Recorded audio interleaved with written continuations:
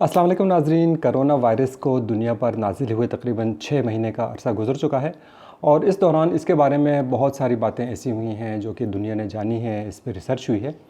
तो ये मालूम हुआ है कि इससे बचने का सबसे आसान तरीक़ा मास्क पहनना है। और मास्क पहनना जो है वो बहुत सारे मुल्कों में बशमूल हमारे मुल्क के वो बहुत सारी जगहों पे उन्होंने लाज़मी करार दे दिया है। लेकिन मास्क कौन सा हो, कैसे पहने, मास्क की मुख्तलिफ़ जो अक़साम हैं उनमें क्या फ़र्क होता है, इसके बारे में बहुत कम लोग जानते हैं। तो हम आज आपको बताएंगे कि मुख्तलिफ़ जो मास्क हैं उनकी क्या ख़ुसूसियात हैं और आपको कौन सा मास्क पहनना चाहिए। तो सबसे पहले जो बहुत ही सादा, एक बहुत ही आम सा एक आपको मास्क मिलेगा मार्केट में, जो कि इस तरह का मास्क ये आपको नज़र आएगा। बिल्कुल मतलब सस्ता और सादा, मेरे ख़्याल से 10 रुपये का मास्क है ये। तो एक तो ये है। इसके अलावा इसी तरह का आपको मिलेगा एक इस तरह का कपड़े का मास्क होता है, वो आपको मिलेगा जो आम से कपड़ा उसके साथ में डोर लगी हुई थी जिसको आप अपने कानों के गिर्द बांध लेते हैं, बस ये। इसके अलावा फिर एक और मास्क है जिसको कहते हैं सर्जिकल मास्क। तो ये है एक किस्म का, मतलब सस्ते किस्म का सर्जिकल मास्क। तो इसमें आप देखें कि इसके अंदर मुख्तलिफ़ इसकी तहें हैं जिसकी वजह से आपकी प्रोटेक्शन जो है वो थोड़ी बढ़ जाती है। तो ये निस्बतन बेहतर मास्क है। सबसे अच्छा टॉप ऑफ द लाइन जो मास्क है वो ये है N95, जो कि प्रोफेशनल मास्क है, जो कि डॉक्टर्स जो हैं उनको रिकमेंड किया जाता है कि वो इसको पहने। तो ये वैसे भी मार्केट में शॉर्ट है, आपको नहीं मिलेगा, लेकिन अगर मिल जाए तो सबसे बेहतरीन मास्क यही है। इसके मैं आपको थोड़ी देर में बाद में बताऊंगा। इससे पहले मैं एक और मास्क का जिक्र करना चाहता हूं जो कि इसके ऊपर लिखा होता है KN95। ये अगर आपको नज़र आए, KN95 मास्क है ये। अच्छा, ये बज़ाहिर ऐसा लगता है कि ख़ासा प्रोफेशनल मास्क है और इसकी जो कीमत है ये पहले 1000 रुपये का भी था मार्केट में, फिर बाद में कम होकर 600 पे आ गया। अभी मेरे ख़्याल से आपको ये 400 रुपये का या उससे भी कम में आपको मिल जाए। लेकिन इसकी एक ख़ास चीज़ ये है कि इसके साइड में आपको एक वॉल्व नज़र आ रहा है। ये वॉल्व क्या है और इसका मकसद क्या है? असल में ये जो मास्क है KN95 ये चीन का स्टैंडर्ड है। जो N95 है ये अमेरिकन स्टैंडर्ड है और ये KN95 ये चीनियों ने बनाया है, वो उसी तकरीबन उसी तरह का। और 95 जो इसके अंदर जो आता है, इसका हिस्सा आता है, उसका मतलब ये है कि ये 95% जो आलूदगी है, जो मतलब फ़ज़ा के अंदर जो आपको पार्टिकल्स मिलते हैं उनको आपकी नाक के अंदर पहुंचने से रोकता है। 95 इसलिए है, 5% पार्टिकल जो हैं वो फिर भी इसके अंदर से निकल जाते हैं, दोनों, चाहे वो KN95 है चाहे वो N95 है। इसी तरह से यूरोप में भी एक उनका अपना स्टैंडर्ड है, उन्होंने भी इसी तरह का मास्क बनाया है, लेकिन वो भी तकरीबन समझ लें कि 95% आलूदगी को रोकता है। अच्छा, ये मास्क जो है बुनियादी तौर पे दोनों N95 और KN95 ये मेडिकल सेटिंग के लिए नहीं बनाए गए थे, ये जरासीम को रोकने के लिए नहीं बनाए गए थे, बल्कि ये इंडस्ट्री के लिए बनाए गए थे। बहुत सारी इस तरह की इंडस्ट्रीज़ होती हैं, जैसे पेंट इंडस्ट्री है या इस तरह की बहुत सारी इस तरह की केमिकल इंडस्ट्रीज़ हैं, जहाँ पे जब आप जाते हैं तो वहाँ पे ख़दशा होता है कि मुख्तलिफ़ जो मुज़िर जो उसके ज़र्रात हैं, जो पार्टिकल्स हैं, तो वो आपकी सांस के ज़रिए आपके फेफड़ों तक ना पहुँच जाएँ। तो ये मास्क जो हैं बेसिकली उसके लिए बने थे, बाद में ये हस्पतालों में इस्तेमाल होने लगे। अच्छा, N95 जो है ये बग़ैर वाल्व के है, ये आप देख लें इसके अंदर कोई वाल्व नहीं है।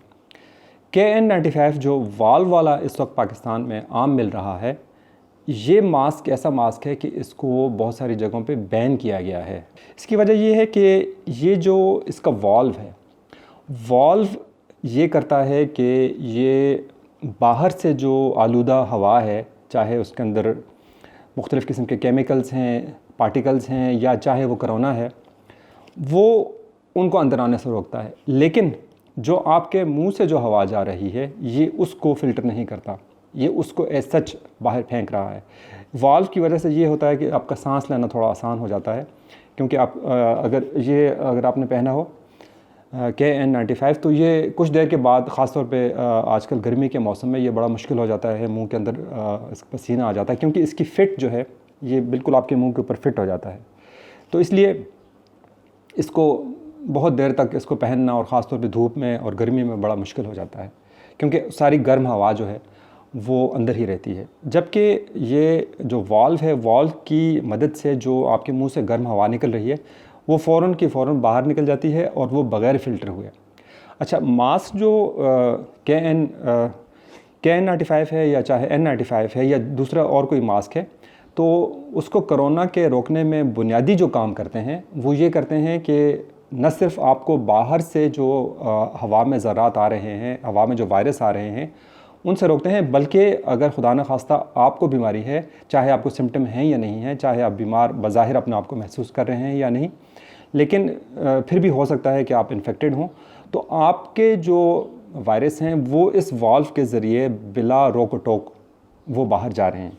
दूसरे मास्क जो हैं, चाहे वो सर्जिकल मास्क है, चाहे N95 है या दूसरे जो आम किस्म के मास्क हैं, वो भी किसी हद तक आपके मुंह से निकलने वाले वायरस को रोक रहे हैं, लेकिन ये नहीं रोक रहा।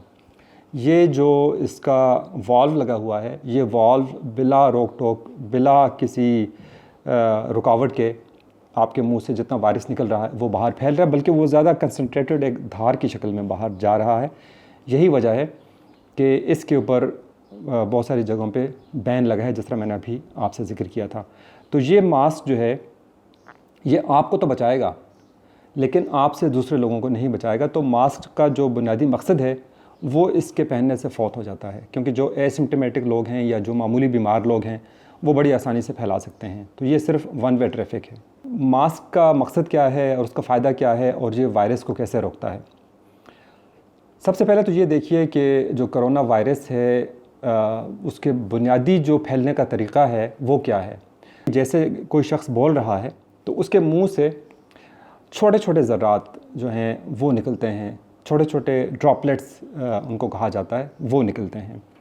वो ड्रॉपलेट्स जो हैं वो अगर दूसरा शख्स 6 फुट से करीब बैठा हुआ है तो बड़ी आसानी से उसके मुंह में या उसकी नाक में जा सकते हैं। और ये बुनियादी मैकेनिज़्म है कोरोना वायरस के फैलने का कि कोई शख्स 6 फुट के फासले पे ऐसे शख्स के पास बैठा है जो एक्सपोज्ड है, जो इन्फेक्टेड है, जिसके अंदर ऑलरेडी वायरस मौजूद है, तो वो उससे इन्फेक्ट हो सकता है। ये बुनियादी तरीका है। इसके अलावा किसी चीज़ को छू लेना, जिसको किसी उसको इन्फेक्टेड शख्स ने उसको टच किया है, या और कोई तरीके कोई चीज़ खा लेना, वो बहुत ही माइनर सोर्स है। मेजर सोर्स जो है, बुनियादी तरीका कोरोना वायरस के फैलने का वो मुंह से है, और वो फ़ेस टू फेस अगर आप किसी के साथ मिल रहे हैं उस तरह से आपको फैल सकता है। तो उसमें ज़ाहिर है कि मास्क जो है उसका बड़ा अहम किरदार है। लेकिन अभी देखें कि वायरस जो है वो मुंह से इंडिविजुअल वायरस के जो पार्टिकल्स हैं या इंडिविजुअल वायरस है वो नहीं निकलता, बल्कि मुंह से जो बारीक जो आपके मुंह से ड्रॉपलेट्स निकल रहे हैं, वो चाहे छींक के ज़रिए या खांसी में या वैसे गुफ्तगू के दौरान भी मुंह से बारीक जो है ड्रॉपलेट्स, बारीक जो कतरे हैं वो निकलते रहते हैं। अच्छा, उनकी भी उनकी डेफिनेशन है और उनकी भी एक साइंस है कि वो जो कतरे हैं उनका साइज़ क्या होता है। तो जो सबसे छोटा कतरा है, जो मतलब सबसे छोटा ड्रॉपलेट है, उसका साइज़ जो है वो 5 माइक्रोन होता है, 5 माइक्रोन। अच्छा, अब देखें कि माइक्रोन क्या है, इसका मैं थोड़ा सा आपको अंदाज़ा दे देता हूँ कि अगर ये आपका बाल है, बाल को अगर आप थोड़ा सा बड़ा करें, बाल का ये साइज़ हो, तो वो जो ड्रॉपलेट है जो मुंह से निकल रहा है 5 माइक्रोन का, उसका ये साइज़ होगा। देख लीजिए, अगर ये बाल है तो ये ड्रॉपलेट होगा। तो इसका मतलब है कि वो ड्रॉपलेट कितना छोटा है, 5 माइक्रोन कितना छोटा, क्योंकि बाल जो है वो तकरीबन 75 माइक्रोन इसका डायमीटर होता है बाल का। तो ये इतना छोटा वो ड्रॉपलेट जो मुंह से निकल रहा है, जो नज़र नहीं आता, जो महसूस नहीं होता, तो इसके अंदर वायरस होता है। अच्छा, वायरस कितना छोटा है? वायरस का मैं आपको बता दूं कि ये वायरस है, ये अगर आपको नज़र आ रहा है, मुश्किल ही से नज़र आएगा, ये वायरस का साइज़ है। और ये ड्रॉपलेट सबसे छोटा ड्रॉपलेट, इससे बड़े साइज़ के ड्रॉपलेट्स भी होते हैं, लेकिन ये सबसे छोटा ड्रॉपलेट्स है, वरना दूसरे ड्रॉपलेट्स भी हैं जो कि ज़्यादा बड़े, जो मतलब कतरे, जो थूक के कतरे मुंह से निकलते हैं, वो आपने महसूस भी किया होगा, वो थोड़े ज़्यादा बड़े साइज़ के होते हैं, लेकिन सबसे छोटा ये है। और ये वायरस का साइज़ है, कोरोना वायरस का, और ये इंसान का बाल है।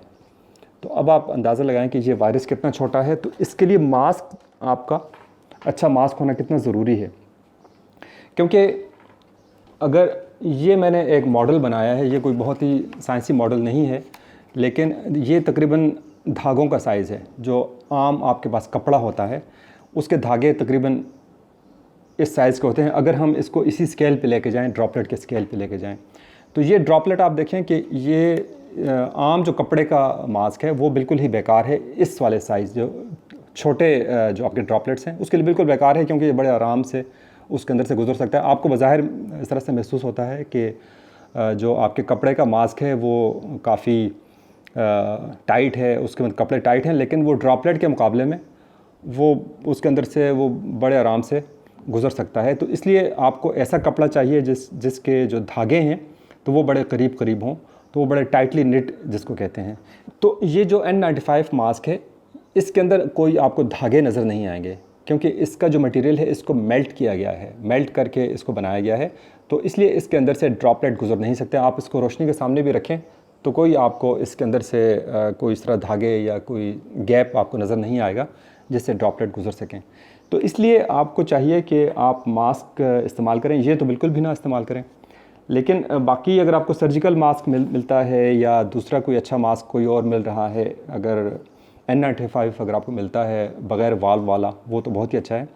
लेकिन जो भी मास्क है आप उसको सूरज के सामने उसको रख के देखें कि उसके जो उसके अंदर धागे हैं वो कितने मोटे हैं और उसके अंदर कितना गैप है और उसकी तहें कितनी हैं। अगर ज़्यादा तहें हैं, जितनी ज़्यादा तहें हैं वो उतना ही फ़ायदेमंद होगा, क्योंकि अगर जो ड्रॉपलेट है वो अगर एक तह से गुज़र गया है तो दूसरी तह उसको रोक सकती है। इसलिए ज़्यादा तहें अगर हैं तो वो ज़्यादा बेहतर है।